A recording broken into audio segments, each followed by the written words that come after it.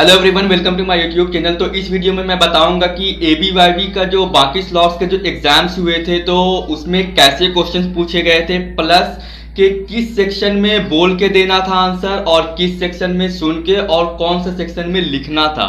ठीक है, ये कुछ स्टूडेंट्स ने मुझे शेयर किया है और बहुत अच्छे से एक्सप्लेन किया है उस चीज़ को, और साथ में काफ़ी अच्छा एक्सपीरियंस रहा है उनका। और जो एग्ज़ाम के ड्यूरेशन में जो प्रॉब्लम्स हुई है उनके बारे में भी मैं आपको बताऊंगा।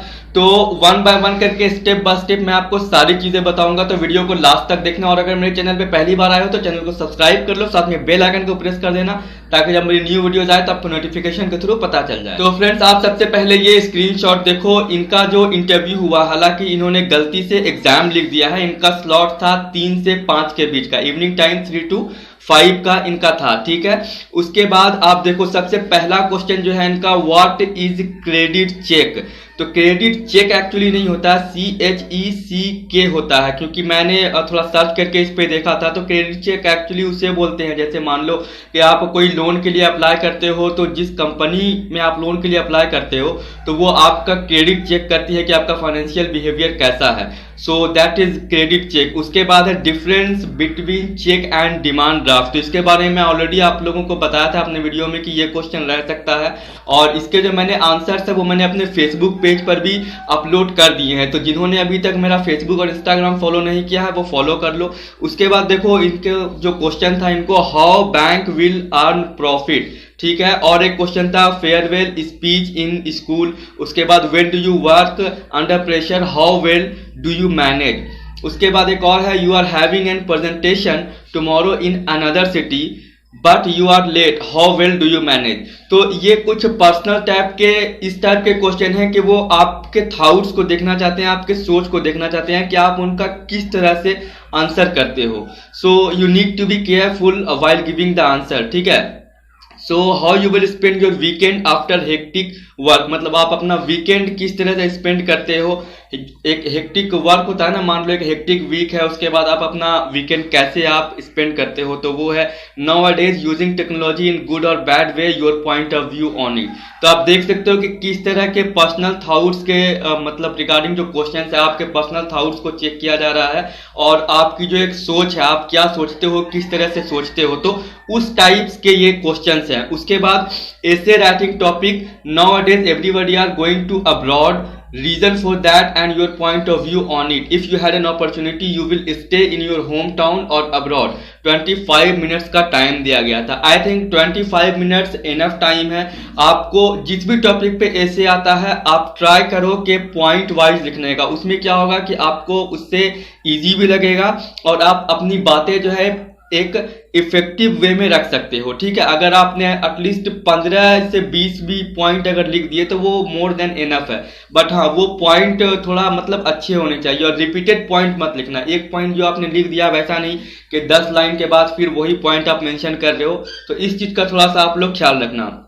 उसके बाद some general speaking and hearing questions and some yes or no question. तो इतना सा था। इसके बाद मैंने इनसे वही जो एग्जाम का इन्होंने लिखा था, तो मैंने ऐसे इनसे पूछा कि आप एग्जाम के बारे में बात करो या इंटरव्यू के बारे में। तो आप ये स्क्रीनशॉट इनका देखो, इन्होंने कहा कि नहीं इंटरव्यू था, और इन्होंने बताया कि जो मतलब कि देखो यहाँ पे 3 sections are there, speaking, listening and writing. In speaking they will ask you bank related topics and situational based topic, मतलब कि जो बोलने वाला होता है वो आपको बैंकिंग के क्वेश्चंस रहेंगे जो कि आपको बोल के आंसर देने हैं, और सिचुएशनल बेस्ड जैसा कि मैंने आपको बताया कि वो लोग जो क्वेश्चन पूछ रहे थे, when you work under pressure how well do you manage, तो इस टाइप के जो क्वेश्चन है ये आपको बोल करके देने हैं। ठीक है, उसके बाद है लिसनिंग में जब आता है, in listening they will say some small sentence. ठीक है, कुछ स्मॉल सेंटेंस वो बोलते हैं, फिर आपको उसको रिपीट करना पड़ता है। ठीक है, उसके बाद सिर्फ ऐसे में आपको लिख करके मतलब टाइप करना पड़ता है। तो ये 3 पार्ट है। उसके साथ ही मैं आपको बता दूं कि जो सेल्स के क्वेश्चंस होते हैं वो मल्टीपल चॉइस होते हैं। ठीक है, वहां पे आपको टिक आउट करना होता है। उसके बाद आप एक और स्क्रीनशॉट देखो, इनसे मैंने पूछा था कि किस तरह से हुआ था।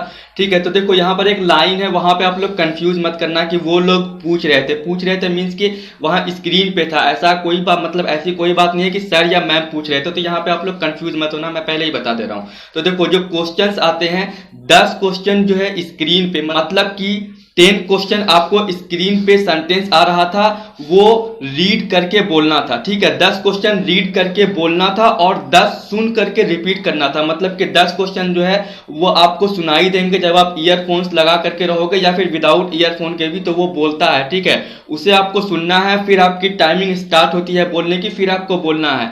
और 10 क्वेश्चन जो थे वो सेंटेंस आ रहा था, ठीक है, स्क्रीन पे आता होगा, तो वो जो है रीड करके बोलना था। और ये बोलने के टाइम पे आप एक चीज का ध्यान रखना, जो कि मैंने पहले भी बताया है, कि जब आपकी टाइमिंग स्टार्ट होती है, ठीक है, वहां पे आपको शो भी करता है, जब आपकी टाइमिंग स्टार्ट होती है तो उस टाइमिंग पे आपको बोलना है, ना कि पहले। अगर आप पहले बोलते हो तो वो फिर रिकॉर्ड नहीं होता है, तो इस चीज का ध्यान रखना। अब आपको यहाँ पे हो सकता है आपको लगेगा मैंने तो बोल दिया, बट वहां पे आपने अगर पहले बोल दिया होगा तो वहां पे रिकॉर्ड होती है, तो रिकॉर्ड तो आपका हुआ नहीं, तो जब रिकॉर्ड नहीं हुआ तो आपका बोलना वैसे भी वो फिजूल हो गया, बेकार चला गया। तो इस चीज का थोड़ा सा केयरफुल होकर के देना। और जहां तक प्रॉब्लम्स की बात है, तो प्रॉब्लम्स थोड़ी बहुत सबको हुई है, लेकिन हाँ इमीडिएट फिर रिज्यूम करने के बाद फिर उनका सारा अच्छे से कंप्लीट हो गया है। दूसरी बात है, जो अभी मैंने क्वेश्चन सब दिखाए कि demand draft and cheque and what is credit check, ये सब, तो हो सकता है किसी को इस स्लॉट में, मतलब नेक्स्ट डे के एग्जाम में या आज के एग्जाम में हो सकता है सेम टाइप के क्वेश्चंस आ जाए, तो आप लोग प्रिपेयर करके रखो। क्योंकि जहां तक मुझे लगता है कि शायद ये रिपीट भी होता है, तो किसी स्लॉट में ये रिपीट भी हो सकता है। तो जो क्वेश्चंस मैंने आपको दिखाए हैं, जिस भी स्टूडेंट ने ये शेयर किया है, वो मतलब उसी टाइप के, सिमिलर टाइप के आपको आएंगे। तो you need to be very careful जब आप बोल रहे होते हो, ठीक है। और जब आप बोल रहे हो तो बहुत फास्ट नहीं बोलना है, आराम से बोलना है, ताकि आपकी जो वॉइस रिकॉर्ड हो वो वहां पे क्लियर रिकॉर्ड हो, ठीक है। कोई भी मतलब एक होता है ना, जब आप स्पीड बोलते हो तो कुछ चीजें समझ में आती है, कुछ वर्ड्स समझ में नहीं आते हैं, तो वहां पे रिकॉर्डिंग है, ठीक है, आपकी रिकॉर्डिंग हो रही है। तो इस चीज को ध्यान में रखना कि आपको बहुत केयरफुल होकर आराम से बोलना है, आराम से आंसर दो। आपको इनफ टाइम मिलता है बोलने के लिए, क्योंकि वहां पे कोई सामने तो बैठा है नहीं, आपका रिकॉर्डिंग हो रहा है, तो उस चीज को थोड़ा सा आप ध्यान में रखना। उसके बाद मैं एक बात आप लोगों को बता दूं कि जो बेसिक्स क्वेश्चंस होते हैं या जो आ सकते हैं, जो पॉसिबिलिटी होती है, वो मैंने आपको अपने वीडियोस में बता दिए हैं इंटरव्यू वाले में। और एक और स्लॉट का मैंने अपडेट किया था, ठीक है, तो अगर आपने वो नहीं देखा तो वो देख लो। और जो आंसर्स हैं क्वेश्चन के साथ आंसर्स बैंकिंग के, वो मैंने अपने फेसबुक पेज पर अपलोड कर दिए हैं। और जो मतलब मैंने क्वेश्चंस अपलोड किए हैं वो आपको आईसीआईसीआई के इंटरव्यू में भी काम आ जाएंगे, एक्सिस में भी, और एचडीएफसी का भी अगर होगा इन फ्यूचर तो उसमें भी आपको काम आ जाएंगे। और जो अभी है वो मैं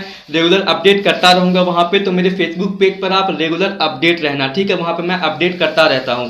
तो उसका लिंक जो है फेसबुक और इंस्टाग्राम का डिस्क्रिप्शन में है, आप एक बार डिस्क्रिप्शन चेक कर लो। और मेरे जितने भी वीडियोस होते हैं आप उसका डिस्क्रिप्शन जो है वो चेक कर दिया करो, इसलिए कि मैंने वहां कुछ डिटेल्स भी लिखे होते हैं और कुछ वीडियोस के लिंक भी दिए होते हैं। और जो इंटरव्यू के वीडियो के लिंक हैं, और जो इसके पहले जो मैंने अपलोड किया था फर्स्ट स्लॉट का, वो भी वीडियो का लिंक जो है वो डिस्क्रिप्शन में है, तो आप एक बार डिस्क्रिप्शन चेक कर लो। तो ये था फ्रेंड्स 15 सितंबर को जो स्लॉट्स हुए थे, किस तरह का एग्जाम हुआ था, तो ये था उसके रिगार्डिंग अपडेट। और जहां तक कोई प्रॉब्लम की बात है, तो प्रॉब्लम वैसी नहीं हो रही है, किन्हीं लोगों को हो रही है, तो आप उस टाइम पे उनसे बात कर सकते हो और आपकी प्रॉब्लम सॉल्व हो जाएगी। कोई बहुत बड़ा नहीं है, बहुत लोग मतलब जो एग्जाम में हो रहा था प्रॉब्लम, वैसी प्रॉब्लम नहीं हो रही है, तो सबका बहुत अच्छे से ही जा रहा है। तो आई होप कि ये वीडियो आपको अच्छा लगा होगा। एंड जिन लोगों का भी नेक्स्ट स्लॉट में या नेक्स्ट डे है, आप प्लीज अपना एक्सपीरियंस मेरे साथ शेयर करना, ताकि और लोगों की हेल्प हो सके। तो अगर ये वीडियो अच्छा लगा हो तो प्लीज वीडियो को लाइक करना, शेयर करना, कमेंट करना, don't forget to subscribe. Thank you.